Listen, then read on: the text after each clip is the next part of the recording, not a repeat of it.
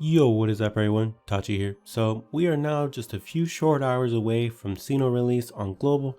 Obviously this is one of the reroll counts that I did yesterday, but I just wanted to explain something because it seems that some people still don't quite understand the difference between like jobs and characters and whatnot. Obviously it's going to be a little bit difficult to understand because it is in Japanese, but just follow along and you'll probably have a pretty good grasp of how this works. So this is the menu where you see your character and your equipment. Then you hit on this button right here, and then this is your main grid. This one here is weapons. This one here is armor. I obviously haven't explained that one, but that's for a completely different video. And then this one here is nightmares, right?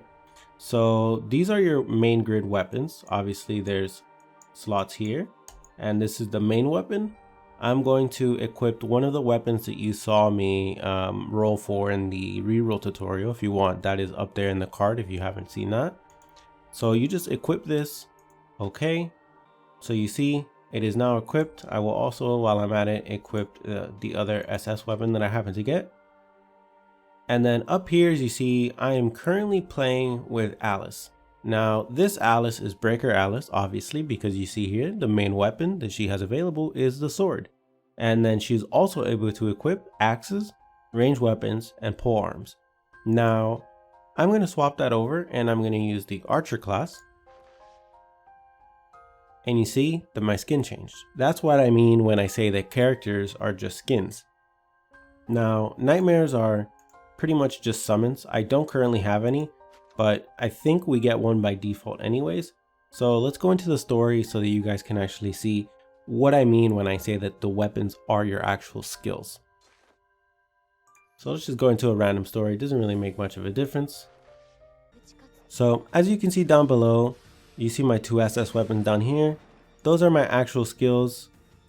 Now keep in mind that this game is actually in real time. So just an FYI.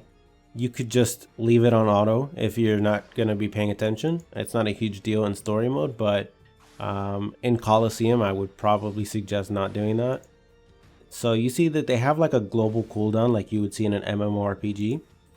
You can't keep just spamming, right? You have to wait until the black, I don't know what you would call it, like the shade over your skill disappears. And then obviously this SP cost is like your mana bar effectively, and you do have to manage that to some extent, especially inside of Colo.